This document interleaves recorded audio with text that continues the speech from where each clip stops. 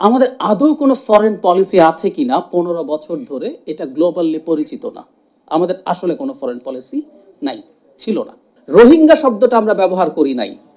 Displaced people of Rakhine Province, এই কথাটা Myanmar চেয়েছে, চায়না চেয়েছে, তাই আমরা ব্যবহারও করেছি। এভাবে এটা একটা উদাহরণ। আমি আরেকটা উদাহরণ দিই। আমি মোটামুটি নিশ্চিত আপনারা অনেকেই একটা শহরের নাম জানেন না। শহরটার নাম হচ্ছে একাতেরিনবার্গ। একাতেরিনবার্গ কোন দেশের হয়তো নাম না জানলে সেটা না জানারও কারণ আছে। রাশিয়ার একটা শহর। আপনারা কি জানেন 2012-13 সালের দিকে ওয়ার্ল্ড এক্সপোর বিডিং হচ্ছিল, বিশ্ব বাণিজ্য মেলা আমরা এইভাবে বলতে পারি। একটা ছিল দুবাই আর একটা ছিল একাতেরিনবার্গ। বাংলাদেশ কাকে ভোট দিয়েছিল জানেন? একাতেরিনবার্গকে। আমরা অনেকে জানি বাংলাদেশের দীর্ঘ সময় ইউএই বাংলাদেশ থেকে কর্মী নেয় নাই। আমরা অনেকেই জানি না কারণটা কি। কারণ হচ্ছে বাংলাদেশ ওয়ার্ল্ড এক্সপোর জন্য একাতেরিনবার্গকে ভোট দিয়েছিল। আমাদের এত জনশক্তি, মিডল ইস্টে সৌদি আরবের পর দ্বিতীয় সর্বোচ্চ ইউএইতে যায়, আমরা তাকে ভোট দেই নেই। সাল হচ্ছে 13 সাল, এবং 13 সালেই আমরা অনেকে জানি কিনা রূপপুর পারমাণবিক বিদ্যুৎ কেন্দ্রে চুক্তি হয়েছিল। লুটপাট তো আছেই, কিন্তু এই না কিন্তু খুব রিলায়েবল দেশ না।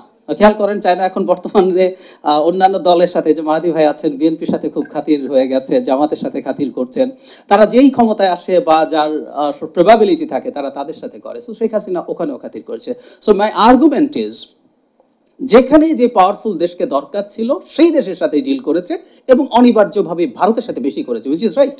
এমনকি ভারতের সাথে এই সো কল্ড সম্পর্ক রক্ষা করার জন্য আমাদের সবচেয়ে সুটেবল ডিপসি পোর্ট হতে পারতো সোনাদিয়াতে। বহু বছর সার্ভে করে এটা আমরা বের করেছি, শুধু ভারতের কারণে এটা হতে পারেনি। এটা চায়না করবে এবং চায়নার ফুটপ্রিন্ট এখানে হতে দেবে না।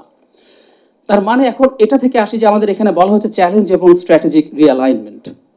আমাদের এখন একটা মেজর চ্যালেঞ্জ তৈরি হয়েছে, সেটা হচ্ছে আমাদের আদৌ কোনো ফরেন পলিসি আছে কিনা 15 বছর ধরে এটা গ্লোবালি পরিচিত না।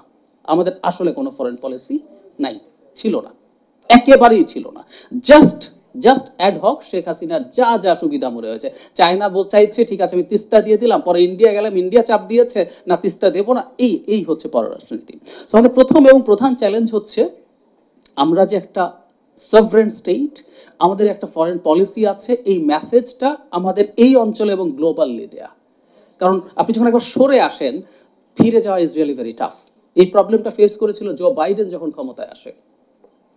ট্রাম্পকে তো আমরা আগেও একবার ক্ষমতায় দেখেছিলাম। যখন উনি ক্ষমতায় এসেছিলেন, উনি ঘোষণা দিয়েই আমেরিকা ফার্স্ট বলে পৃথিবীর বিভিন্ন জায়গা থেকে নিজেকে উইথড্র করেছেন। এই যে এখন যেমন ডব্লিউএইচও থেকে বেরিয়ে গেছেন, প্যারিস ক্লাইমেট এগ্রিমেন্ট থেকে বেরিয়ে গেছেন, সেবারও কিন্তু গিয়েছিলেন। ইউনেস্কো থেকে বেরিয়ে গেছেন। এইদিকে একটা ইস্ট এশিয়ার কিছু দেশের সাথে টিপিপি একটা চুক্তি ছিল, ওটা থেকে বেরিয়ে গেছেন। ইরানের সাথে নিউক্লিয়ার ডিল থেকে বেরিয়ে গেছেন।